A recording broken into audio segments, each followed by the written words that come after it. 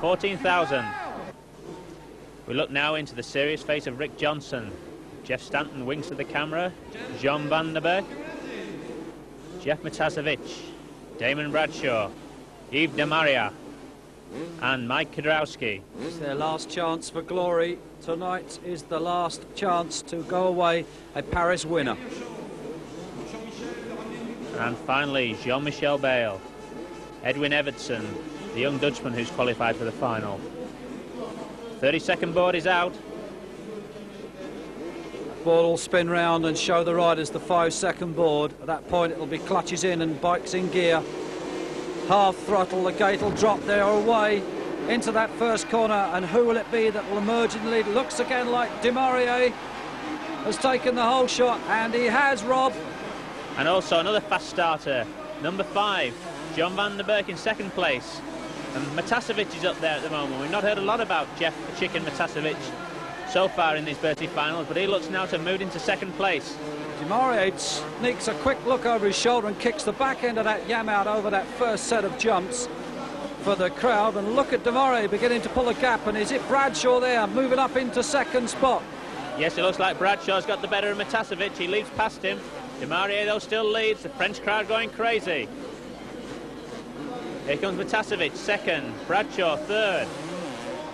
Fourth place, number 2, Jeff Lees. Dropping back to fifth place now, Jean Van der Berg. So Matasevic now looks to have moved up a position. Number 20 on the Kawasaki. Crosses the stutter bumps one more time, but riding his wheel tracks, number 8, Damon Bradshaw. These two riders have been side by side all year long in the 125 Supercross series. And we just caught a glimpse there of the back wheel of De Maria's Yamaha as he threw it out sideways for the crowd. This guy really is showing off to this Parisian-French crowd. One of the things we just missed at the start there was the position of Rick Johnson. He was dead last at the start, so Johnson's got it all to do in this final night's racing. So De Maria leads from Jeff the Chicken Matasevic. Bradshaw behind Matasevic in third. It's anybody's race at the moment. A lot of people are probably wondering where Jeff Matasevic got his name from, the Chicken. Apparently it's because he's not afraid to jump anything. He's one of the first riders in the States to have a go at an unsafe triple jump. I'm not sure whether that's always the best thing, Rob, to be the hero, as they say. But look at the hero of this Parisian crowd, Yves de Maria, leading the fourth night's racing. Bradshaw still third, looking menacing. Bradshaw looks to have a faster line down the inside of the whoops there than Matasevic. Once again, Rob, we saw an example of De Maria throwing the bike sideways in the air for the crowd. He really is enjoying himself out there. And look at Matasevic! Almost careers off the side of De Maria's Yamaha, but he hangs on and stays there in second spot. So these three closing up all the time. Bradshaw tries to take the wide slingshot round the outside. He's going to go for that inside line now on the whoops. Can he get past Matasevic? Bradshaw's on the inside and he loses control! Oh, and he takes Matasevic really into the sidewall there, and that is a solid steel wall. And look at Matasevic, he looks out of it. Meanwhile, no problems for the leader, number 9, De Maria. But I don't think Damon Bradshaw and Matasevic are going to be seeing any more racing tonight. Bradshaw totally torpedoed Matasevic. I think it was more a question of he got out of control over that last set of whoops, and the throttle must have jammed flat out because he totally wiped out Matasevic into that wall. It'll be interesting to see that one on the slow motion replays at the end of this race. But look now, Jean Van der Berg coming under pressure from Jeff Stanton and Mike Kudrowski. Kudrowski looks to have got the inside line on Jeff Stanton, so Kudrowski moving up a place. Van der Berg just moved over there and let Kudrowski through. And it's our leader, and De Maria is down. He's trying to retrieve his bike from off the bales. But up into the lead now, Jeff Lees, number 2. There's De Maria mounted back on the Yamaha. I should say that he's fairly well out of the running now in this final night. We've seen number 8, Damon Bradshaw. He's back on the bike and circulating, but he's not up to race speed. And it looks like Larry Ward, number 17 on the Suzuki there. Looks like he's blown an oil seal on the engine and it's sucking in a lot of oil. The whole backside of the stadium is covered in smoke. Larry Ward's decided to start his own firework display. That's a Suzuki, I should imagine, Rob, with those, as you say, a seal or a hole in the piston or a ring broken. But that's Ward out for tonight. Back with our leader, though, it's still number 2, Jeff Lees, 25-year-old Australian, Mr. Motocross himself. He's leading from Mike Kudrowski, the American youngster from Canyon County in California. Shot there of Jean-Michel Bale as he tries to make his way back through the field. And let's keep our eye now on number 13, Rick Johnson. Remember, he was dead last at the start. Johnson's now coming up behind Jean-Michel Bale.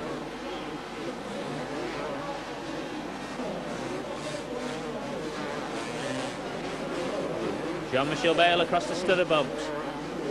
He's chasing hard after number 1, Jeff Stanton. Stanton's now trying to find a way around Kudrowski and Lees. So there's a chance there yet for Stanton or even Bale to snatch this one before the finish. But it is Lees, Mr. Motocross, leading this final night at the Bercy Paris Supercross at this particular moment with the number 11 Honda of Mike Kudrowski in second slot. And if Lees remains in this first position, it's going to be a record. It'll be the first time a non-American has ever won a final night here at Paris. This is certainly some changes here at Paris this year. We've seen 2 youngsters win finals, and at the moment we've got an Australian winning this final, but we've got 2 Americans closing down on him. Number 11, Mike Kudrowski, and the number 1 machine of Jeff Stanton. Stanton's looking menacing. He's trying to find a way around Kudrowski. They come through the smoke at the far end of the stadium. Lee still leads. Kudrowski second, Stanton third. Jean-Michel Bale lurking back there in 4th place, and in 5th position, Ricky Johnson. This looks more like a Honda benefit right at this moment. Honda's 1, 2, 3 and 4, and Stanton's gone. Stanton gets it completely wrong across the whoops, drops the front wheel into one of them and pitched completely over the handlebars. Luckily the bike landed on the straw bales and away from his body. So that's Stanton out. It's now up to this man, number 2, Mr. Motocross from Australia, Jeff Lees, to fly the flag. There's the American in second place, number 11, Mike Kudrowski. But look at the crowd getting behind the 3rd place rider, Jean-Michel Bale. They're pushing him. They realise he's only got this last night to try and win a final here. Bale has not yet managed it in the last 2 years. As you say, Rob, this is his last opportunity to please the Parisian fans. And Rick Johnson is up there in the frame. He's right behind him now. So Johnson's come from last to 4th position. A brilliant ride for the 25-year-old from El Cajon. Certainly hasn't been Johnson's year this year for wins at Paris. If Johnson finishes further up, if he gets up into 2nd position, he could still take this overall victory here, be the king of Bercy 1989. And Leek still leads. Mike Kudrowski all over the rear mudguard of that Honda. Kudrowski looking for a way round, tries the inside. Lees shuts the door on him, says you're not coming through here. Lees is blocking his every move at the moment. He's looking comfortable in the lead.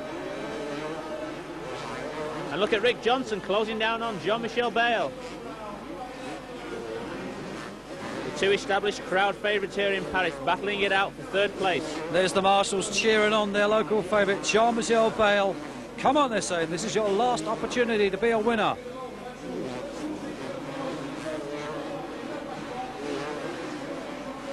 The jump across the starting gate, over the camel jump. Just a few laps now remaining. Over the stutter bumps. And Johnson still looking menacing there in 4th place, starting to style it a little. Ricky Johnson, unaccustomed to being in 4th place, he's normally well out in the lead. But that leading position at the moment still belongs to number 2, Jeff Lees. As it's been said by many a commentator, that if Johnson's not in front, you can guarantee he is right behind you. And that's what Jean-Michel Bale must know right about now. Here comes Johnson. It's still Lees, the Australian, that leads. from Kwiatkowski, the American, in second spot. The Frenchman, Jean-Michel Bell, 1:11, there in third spot. And it's Rick Johnson in fourth position. We've lost Stanton. Yes, in fact, Kwiatkowski still looks the threat. He's still riding strongly in second place. He's not letting Leask off the hook just yet. But Bale's picking up the pace. He's trying to reel in the leading pair. Across the whoops, bounces out of them, up over the tabletop. You can see the French crowd there hanging over the barriers, cheering on Jean-Michel. Come on! You hear the marshals waving their flags. They're getting behind him. The atmosphere hots up here in the Bercy Stadium on this last night. Second place man, Kwiatkowski, still laying siege to Leask's back door, and there's Bale through on the inside. Has he made it? No, not yet, and the crowd are going bananas. Bale almost got a wheel in front then on Kwiatkowski. Tries the inside of the whoops. Couldn't quite manage a pass there. And look at Rick Johnson in that fourth position. He's closing up all the time as well. It's the danger man at the moment. Kwiatkowski and Bale, they'll be so intent on each other, they'll forget about Johnson, and there he is. Johnson does it. Johnson moves through a brilliant pass up into second place as the two-lap board comes out.